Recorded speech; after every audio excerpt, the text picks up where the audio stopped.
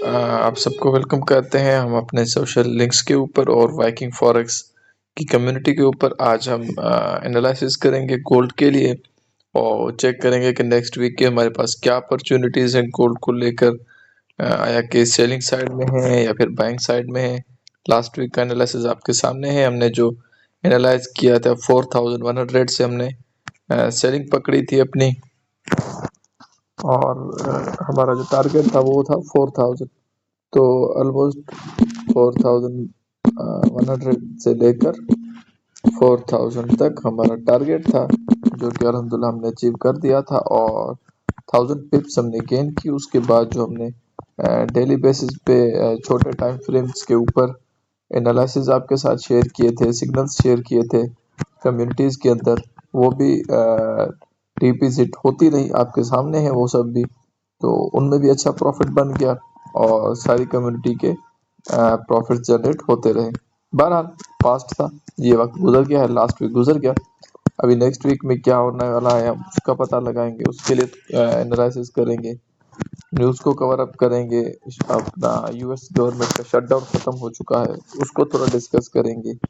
आने वाले वीक में क्या न्यूज़ आ रही है हम उसको चेकआउट करेंगे। तो सारा कुछ आज की वीडियो में इन्वॉल्व होगा और आज की वीडियो में ही डिस्कस किया जाएगा। तो जुड़े रहिए वीडियो में। तो सबसे पहले न्यूज़ को चेकआउट करेंगे और फॉरेक्स फैक्ट्री के ऊपर चलेंगे, देखेंगे कि हमारे पास नेक्स्ट वीक में क्या हाई इम्पैक्ट डेटा है और कौन से बैंक्स की हॉलीडे होंगी नेक्स्ट वीक में, ताकि हम उसी हिसाब से गोल्ड को एनालाइज कर सकें, क्योंकि फिर इन चीज़ों का इम्पैक्ट मार्केट के ऊपर पड़ता है। तो सबसे पहले हम चलेंगे फॉरेक्स फैक्ट्री के ऊपर। और नेक्स्ट वीक में अगर हम देखें तो मंडे वाले दिन हमारे पास बैंक ऑफ जापान की बैंक हॉलीडे है। ट्यूसडे वाले दिन कोर पीपीआई का डेटा है और रिटेल सेल्स है।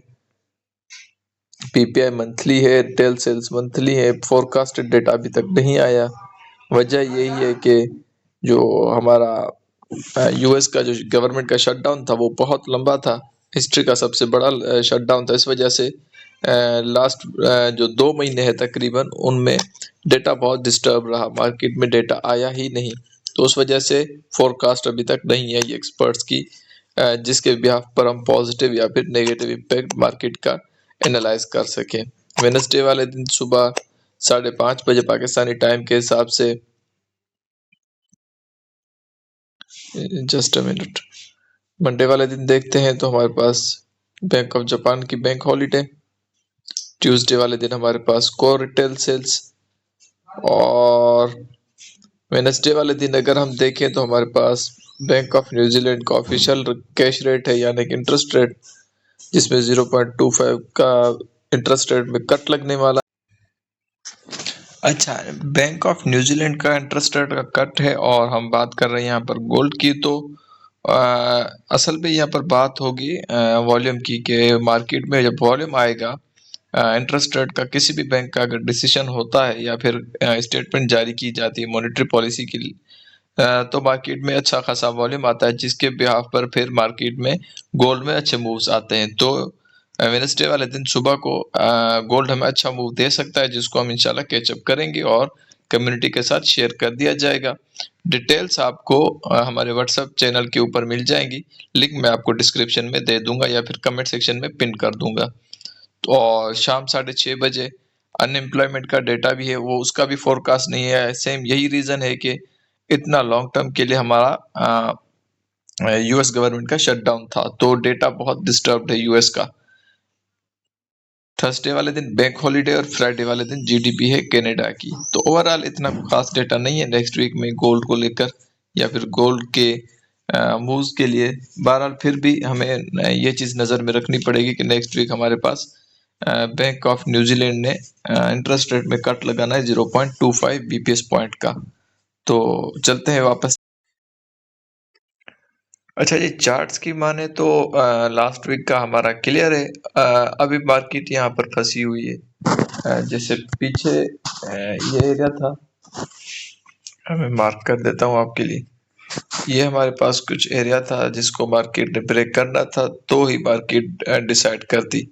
मार्केट ने डाउन साइड ब्रेक किया और अभी मार्केट के लिए जो मस्ट एरिया है, अगर सेलर्स को मार्केट ने कुछ रेस्पेक्ट करनी है तो इस एरिया को ब्रेक करें। 3995 का एरिया।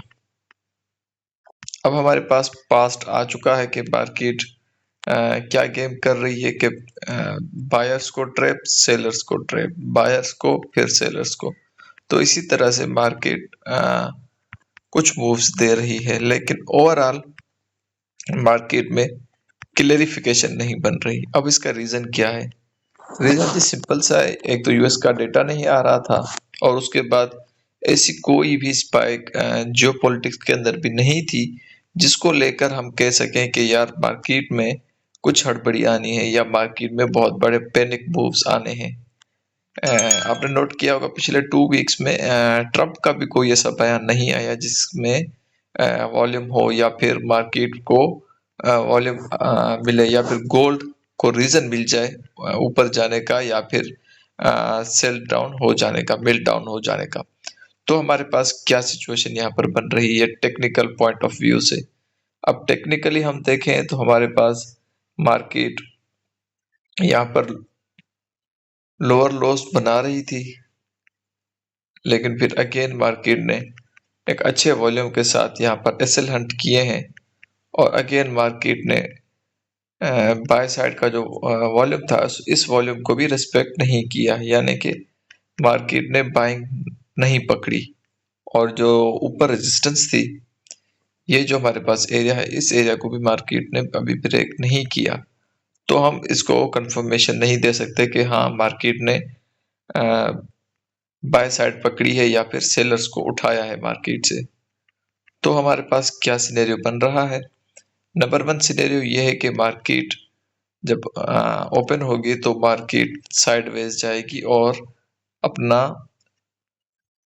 4120 के एरिया को टच करेगी, टेस्ट करेगी। अब यहाँ पर टेस्टिंग के बाद क्या होता है? अगर high volume, high pressure candle बनती है हमारे पास मारुबुजो टाइप, तो फिर हम सेलिंग पकड़ेंगे, वरना वेट करेंगे। अब हाई प्रेशर या हाई वॉल्यूम कैंडल कैसे होगी? कुछ इस कैंडल की तरह होगी। ये देखिए प्रीवियस कैंडल से बड़ी होगी। जो हमारी प्रीवियस बाय की कैंडल है उस कैंडल से हमारी सेल की कैंडल बड़ी होगी और वो उसकी सारी बॉडी को खा जाएगी। अब मारुबुजो कैंडल क्या है? अगर आपने नहीं पढ़ा इस चीज को, इस टॉपिक को अभी तक, तो आप यूट्यूब पे जाकर हमारी एक डिटेल्ड वीडियो, डिटेल्ड लेक्चर है मारुबुजो कैंडल के ऊपर, वो पढ़ सकते हैं कि मारुबुजो कैंडल किस तरह से काम करती है। तो अगर यहाँ पर आपको अगेन इस एरिया पर मारुबुजो मिलती है, बाय की कैंडल के बाद सेलिंग की मारुबुजो बनती है, तो आप यहाँ से पकड़ सकते हैं सेल। और टारगेट हमारा क्या रहेगा? 4000, यानी कि 1200 पिप्स हम यहाँ से गेन कर सकते हैं। ये हमारा इतना बड़ा टारगेट रहेगा। अब ऐसे नहीं है, मैं अगेन आपको बता दूं, ऐसे नहीं है कि डायरेक्ट मार्केट इधर ही चली जाए या फिर यहाँ पर ही जाकर रुके। ऐसे नहीं होगा, कभी भी ऐसे नहीं होता है कि इतना बड़ा जंप मार्केट दे दे या इतना बड़ा डंप दे दे एक ही मिनट में, एक ही झटके में। हाँ, अभी मार्केट में अच्छे वॉल्यूम्स आते हैं 100-150 पॉइंट्स के, लेकिन इतने नहीं आते कि 1000 पॉइंट मार्केट गिर जाए। तो मार्केट किस तरह से बिहेव करती है? हमने यहाँ पर अगर कहा है कि हमने सेलिंग करनी है, ये सारा एरिया सेलिंग के लिए है, तो मार्केट अगर यहाँ से गिरती है तो कुछ इस तरह से गिरेगी, कुछ इस तरह से पैटर्न्स बनाएगी कि यहाँ पर अगर लोगों को बाय कराए तो लोगों के एसएल हंट करेंगे, उसके बाद जाकर मार्केट सेलिंग का स्ट्रक्चर बनाएगी और हमें एविडेंस मिलते जाएंगे स्टेप बाय स्टेप, और हम अपनी सेलिंग को कंटिन्यू करेंगे। तो पॉसिबल सिनेरियोज क्या है नेक्स्ट वीक के, अगेन हम डिस्कस कर लेते हैं। मार्केट अगर ओपन होती है गैप डाउन के साथ, तो यहाँ से अगर हमें एविडेंस मिलता है बाय साइड का, जो कि हम कम्युनिटी के अंदर इंशाल्लाह शेयर करेंगे, आप ज्वाइन कर सकते हैं। अगेन मैं आपको बता रहा हूँ कि लिंक मैं डिस्क्रिप्शन में डाल दूंगा। यहाँ से हम बाय पकड़ेंगे और यहाँ से बाय पकड़ने के बाद हमारा जो मेन फोकस होगा वो होगा हमारी वीकली सेलिंग के ऊपर की। जो हमारी वीकली सेलिंग है वो किस तरह से होनी है, तो कुछ इस तरह से हम अपनी वीकली सेलिंग सेटअप का वेट करेंगे कि वो कंप्लीशन की तरफ जाता है या नहीं जाता। ये तो हो गया हमारा बड़ा सेटअप, जो कि हमारे स्विंग ट्रेडर्स के लिए, या फिर ऐसे कहें कि हमारा ओवरऑल वीक का इम्पैक्ट है, ये H1 टाइम फ्रेम के अंदर है। ये भी चीज आप नोट कर लें। हम डिफरेंट टाइम फ्रेम्स को मैचअप यहाँ पर करेंगे, उसके बाद फाइनल रिजल्ट निकलेगा। तो किस तरह से हम करेंगे